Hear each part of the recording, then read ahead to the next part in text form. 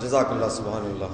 یہ تھے برادر اللہ حجت الاسلام والمسلمین عالی جناب مولانا سید گلزار حسین جعفری صاحب، جو بہترین انداز میں آپ کے سامنے شہزادی کی عظمت بیان کر رہے تھے۔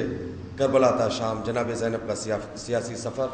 آئیے حضرات، سیمینار کا یہیں پر اختتام ہوتا ہے، اور اب میں صدارتی خطبے اور دعائیہ کلمات کے لیے التماس گزار ہوں صدر سیمینار حجت الاسلام والمسلمین عالی جناب مولانا سید شمیع الحسن صاحب قبلہ، وکیل آیات اعظام و عمید جامع جوادیہ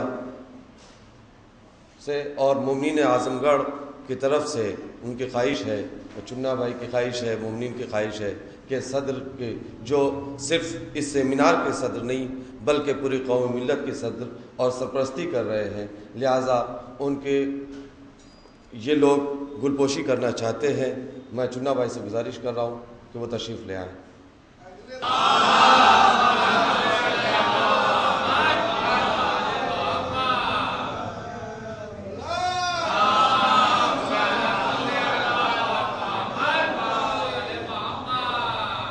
اعوذ باللہ من الشیطان الرجیم، بسم اللہ الرحمن الرحیم۔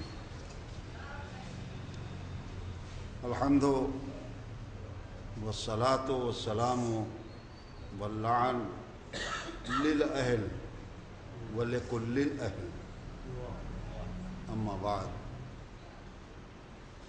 قال سبحانہ تبارک و تعالی وقوله الحق، بسم اللہ الرحمن الرحیم۔ ان اللہ اصطفى آدم ونوحا وآل ابراہیم وآل عمران، صلوات علی محمد۔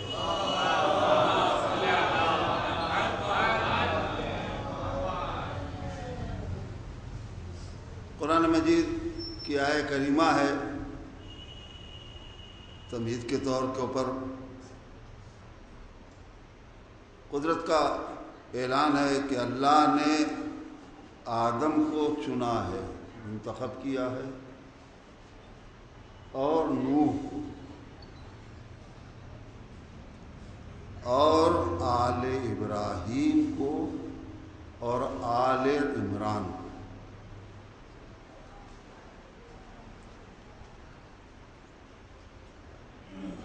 ایک صلوات توجہ مختصر طور پر کہ کتنے نبی ہیں ہمارے؟ 1,24,000۔ تو دو تو اللہ کے چنے ہوئے قرآن نے بتایا ہے، اور باقی کس نے چنے؟ اس پورے باب کو یہیں کے اوپر چھوڑتے ہوئے آگے بڑھتا ہوں۔ جواب کے طور پر سب اللہ کے منتخب کیے ہوئے ہیں، الہی نمائندے ہیں، لیکن دستور یہ ہے کہ جو اگلی بات کہنی ہے اس کے ثبوت کے لیے کوئی نمونہ چاہیے، اور علی العموم نمونے دوہرے چاہیے۔ صلوات علی محمد۔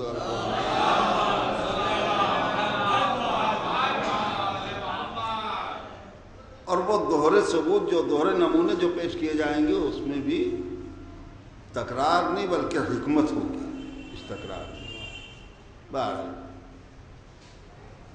علمی بحثوں میں جانا نہیں ہے۔ اصل میں قدرت مستقبل کے دو خانوادے کے انتخاب کا اعلان کرنا چاہتی ہے نا۔ ہم نے نسل ابراہیم کو اور ذریت عمران کو، آل عمران کو منتخب کیا ہے، یہ بتانا ہے۔ اس کے لیے نمونے پیش کیے کہ نسل ابراہیم ہو یا ذریت عمران ہو، اس کی بھی ہر فرد منتخب باری نہیں بن سکتی۔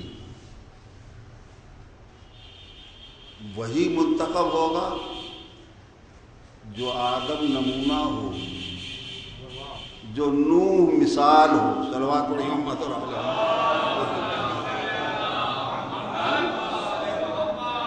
یہ دو نمونے رکھے ہیں۔ دو نمونے کیوں پیش کیے؟ پہلا نمونہ آدم کو قرار دیا ہے، آدم اول کو، اور دوسرا نمونہ آدم ثانی کو بنایا ہے۔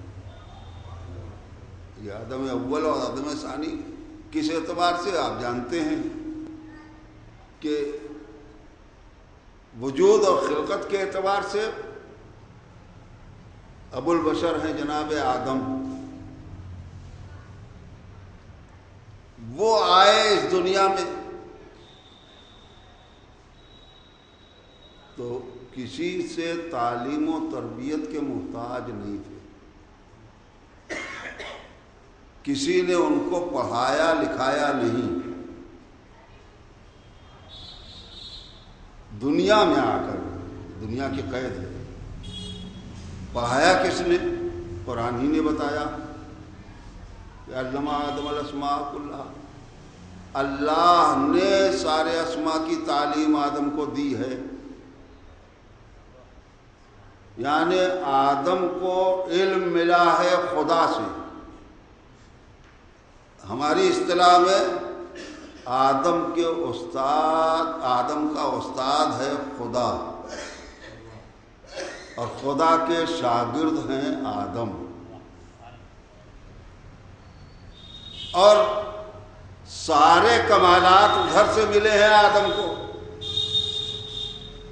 تو آدم کو نمونہ بنا کے بتایا کہ اس نسل میں وہی منتخب ہوگا جو آدم مثال ہو، جو اس دنیا میں آنے کے بعد تعلیم و تربیت کا محتاج نہ ہو۔ ایک درود پڑھیے محمد اور آل محمد پر، متوجہ ہو گئے۔ جس ذات تک پہنچنا تھا اس کا بہتری ابھی آپ سن رہے تھے ذاکر محترم سے کہ آپ وہ عالمہ ہیں جس کو کسی نے تعلیم نہیں دی۔ اور یہ بات جو ہے کہ اس کے پہلے کہ خاموش رہیں، یہ بھی برمحل ہے بات۔ اس وقت کی بات ہے عزیزو جس وقت بھرے بازار میں جناب زینب نے خطبہ دیا ہے، کربلا کے دکھ بھری داستان کو سنایا ہے لوگوں کو۔ اور میں صرف اتنا ہی کہوں گا، ٹھیک ہے مجلس کا عنوان ہو ہی جاتا ہے ذکر میں جناب زینب کے۔ عزیزو، آج ایک ذاکر جب کربلا کی تاریخ کو دہراتا ہے تو نہ ذاکر خطیب پڑھنے والا اپنے عالم میں رہتا ہے اور نہ سننے والا، سب بے چین ہو جاتے ہیں۔ احساس کیجئے آج نہ پڑھنے والا اپنے عالم میں رہتا ہے اور نہ سننے والا، جبکہ کربلا کی کسی ایک تاریخ کا مشاہدہ، کربلا کے کسی ایک واقعے کو نہ ذاکر نے دیکھا ہے اور نہ سننے والے نے۔ بغیر دیکھے ہوئے یہ تاثر ہے کربلا کی تاریخ کا کہ سب بے چین ہو جاتے ہیں۔ اب آپ سوچئے کہ جس وقت بھرے بازار میں ثانیہ زہرا نے کربلا کے دکھ کی داستان دہرائی ہوگی، کیسے دل پہ قابو رہے،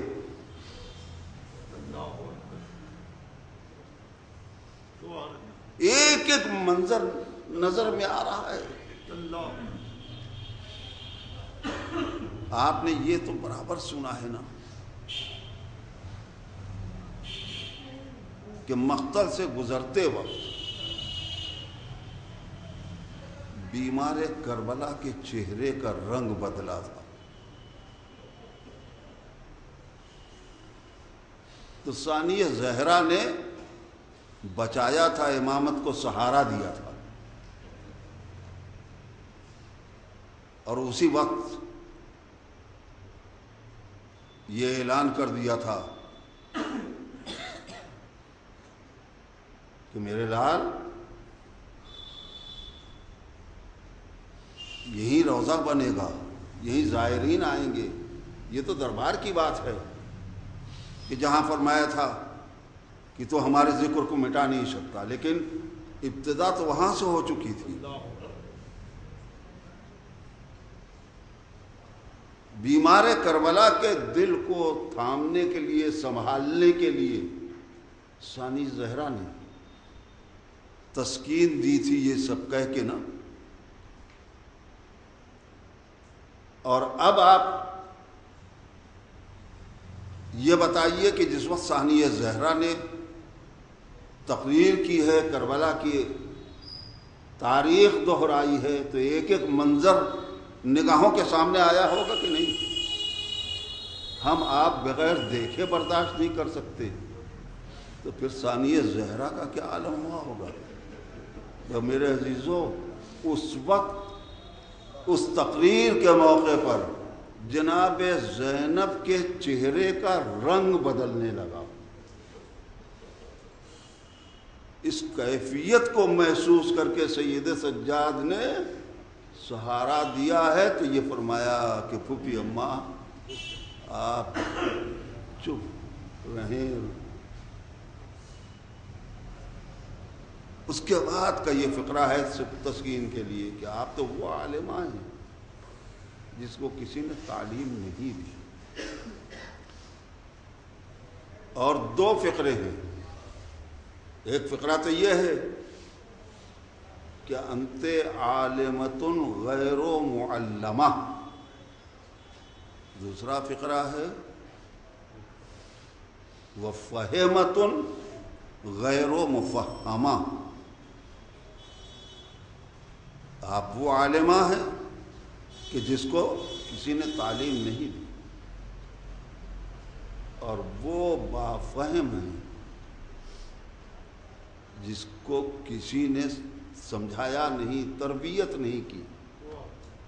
اگر دیکھا جائے تو عصمت کی پہچان یہی دونوں چیزیں، معصوم کی شناخت انہی دونوں چیزوں سے مکمل ہوتی ہے کہ نہ دنیا میں کسی سے علم لینے کا محتاج ہو اور نہ کسی کی تربیت کا محتاج بنے. اس دنیا میں تعلیم و تربیت دونوں کی نفی کر کے امام نے بتایا ہے کہ جو عصمت کی شان ہے وہ بھرپور میری پھوپھی میں موجود ہے.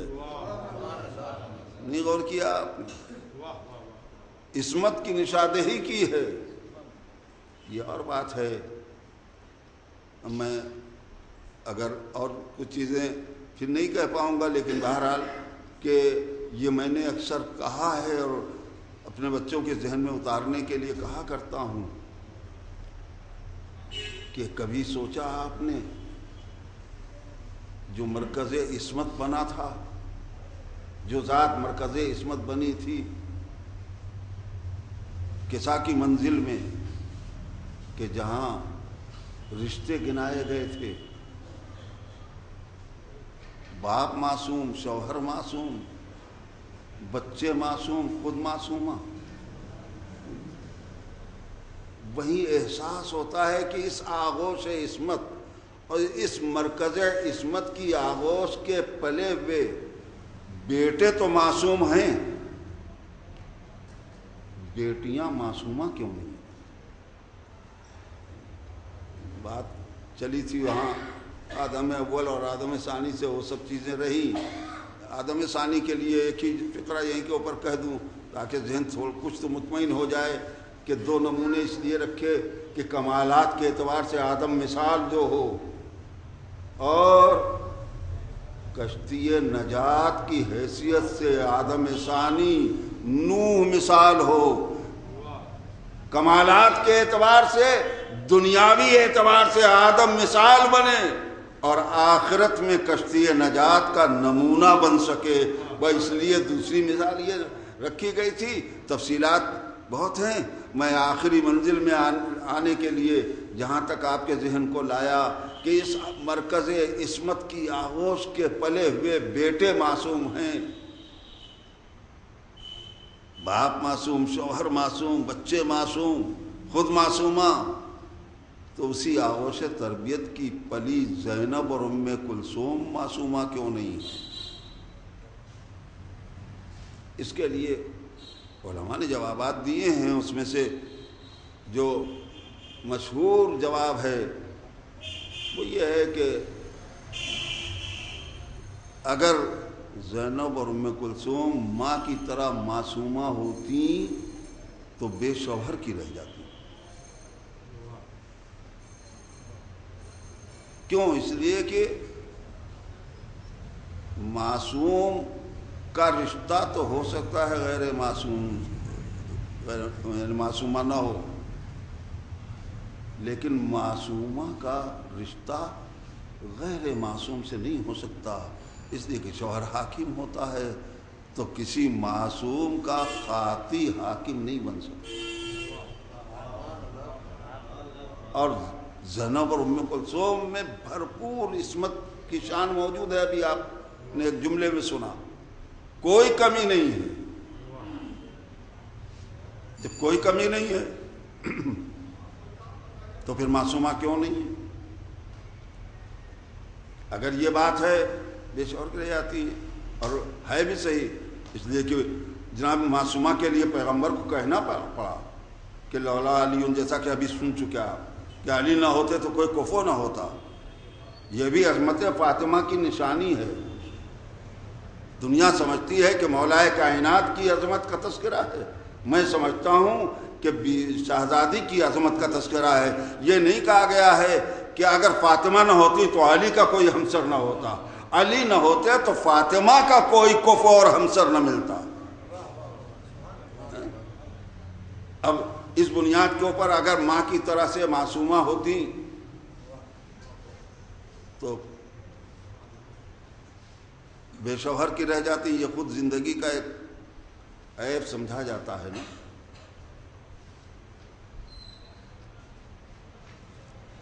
اب کیوں معصومہ نہیں ہے؟ صرف اس لیے کہ بے شوہر کی رہ جاتی۔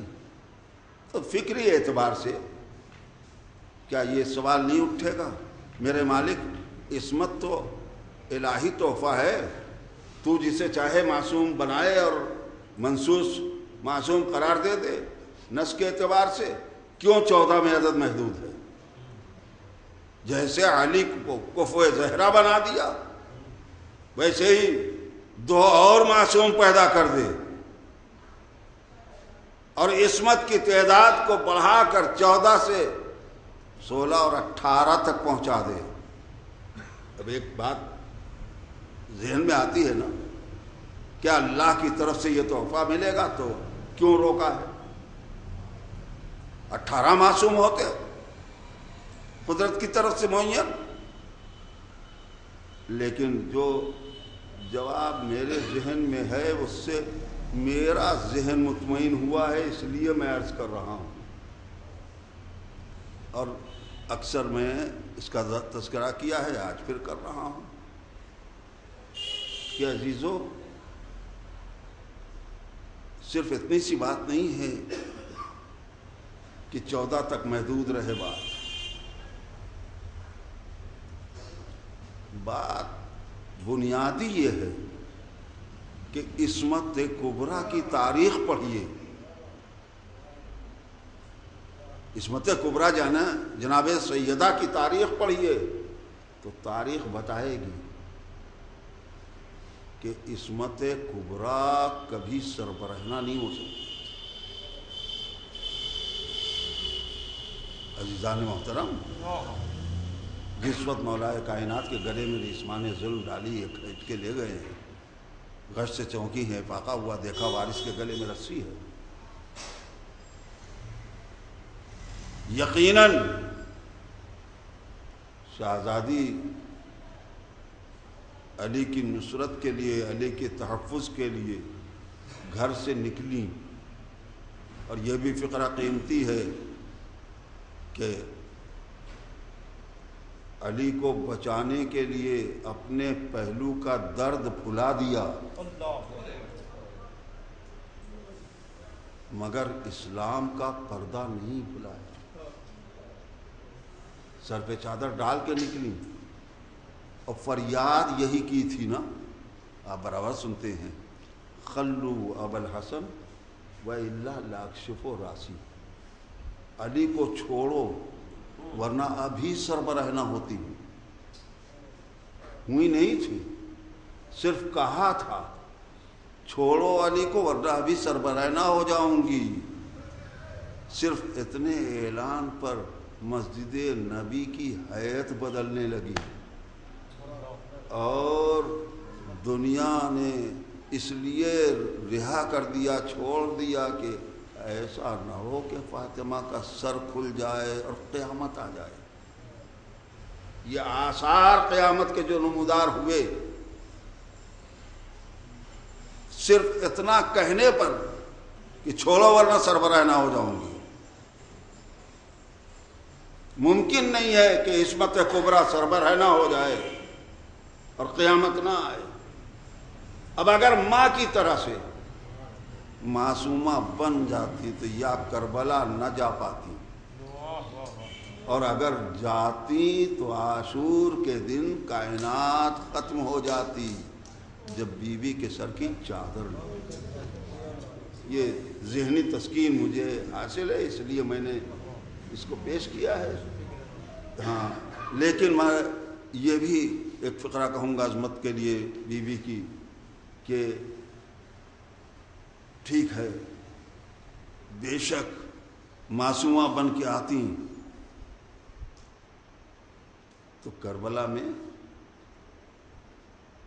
قیامت آ جاتی، جس وقت چادر لوٹی گئی،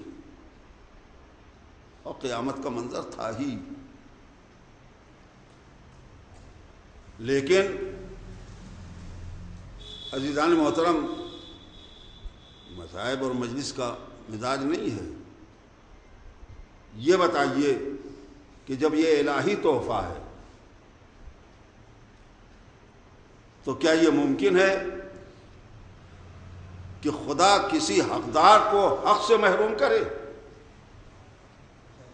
اور یہ ایک صلوات پر محمد اور آل محمد، توجہ، کیا یہ ہو سکتا ہے کہ عادل خدا کسی حقدار کو حق نہ دے اور محروم کر دے؟ اور ابھی آپ سماعت فرما چکے کہ کوئی کمی نہیں ہے زینب میں معصومہ ہونے میں، جیسے فاطمہ معصومہ ہیں، اسی طرح سے کمالات کے اعتبار سے، حتیٰ کہ لقب کے اعتبار سے بھی آپ جانتے ہیں کہ نائبۃ الزہرا کا بھی لقب ہے، ثانیہ زہرا کا لقب تو عام ہے جی، نائبۃ الزہرا، اور کسی معصوم کا نائب غیر معصوم قرار نہیں دیا جا سکتا۔ یہ بھی ایک نشانی ہے عظمت کی۔ اسباب کیا ہیں وہ اپنی جگہ پر ان القاب کے، لیکن عظمت کے اعتبار سے جناب زینب سلام اللہ علیہا جب کوئی کمی نہیں ہے تو عادل پروردگار محروم نہیں کر سکتا۔ عدل کے مناسب نہیں ہے، عدل کے خلاف نظر آتی ہے بات کہ الہی تحفہ ہے اور اللہ محروم کر دے حقدار کو۔ اب اس کے لیے آپ سوچئے گا، میں نے جو سوچا ہے اس کے اعتبار سے میں اپنی عقیدت کا اظہار کیے دیتا ہوں کہ روز الست جب قدرت نے انبیاء سے، اولیاء سے، لوگوں سے اپنے دین کی خدمت کا عہد لیا ہے،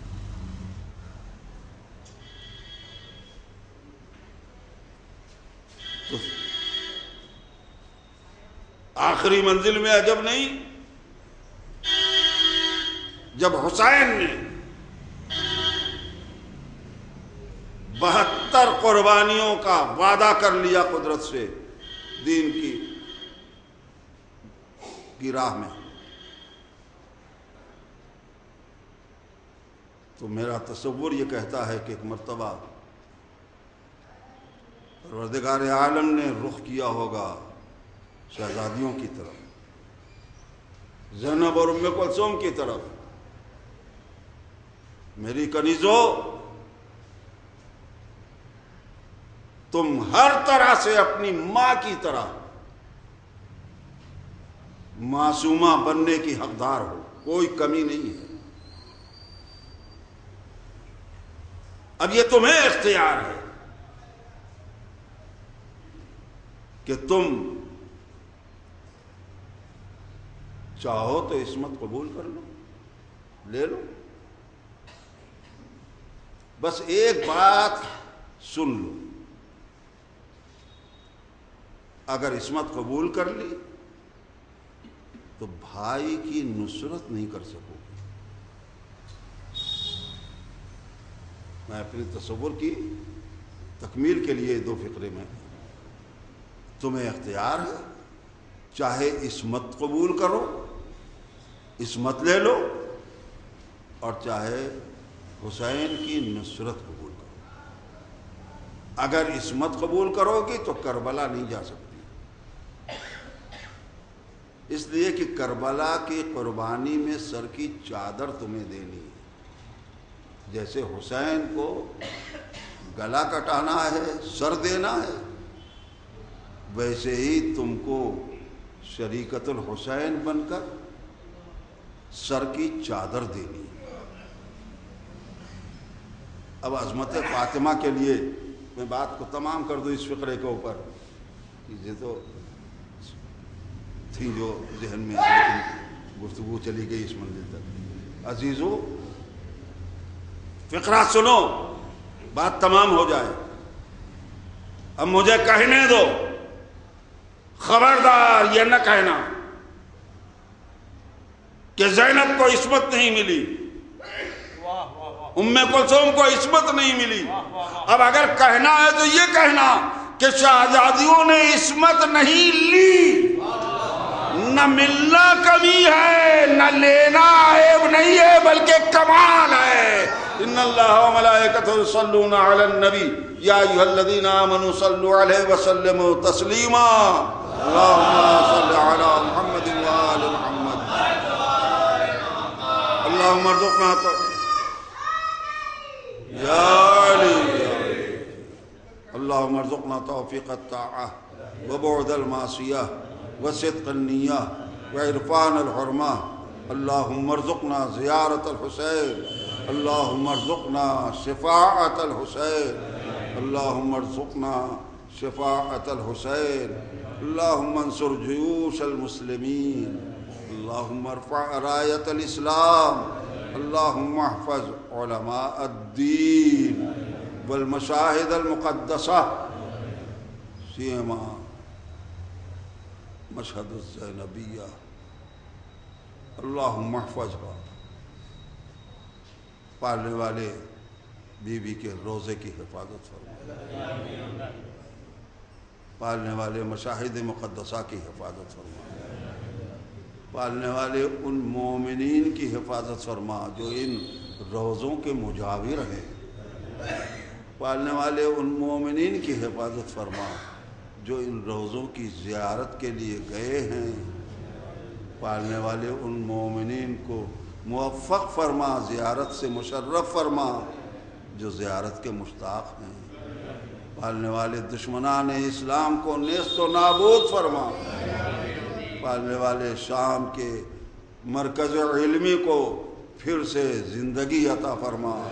پالنے والے تجھے واسطہ ہے، بیوی کے روزے کی ہر طرح کی سہولت کو فراہم فرما، اور امن و سکون جس طرح سے کربلا میں حاصل ہے اسی طرح سے شام میں بھی سکون عنایت فرما۔ پالنے والے ہمارے اس قلیل ذکر کو قبول فرما۔ اللہم تقبل منا انک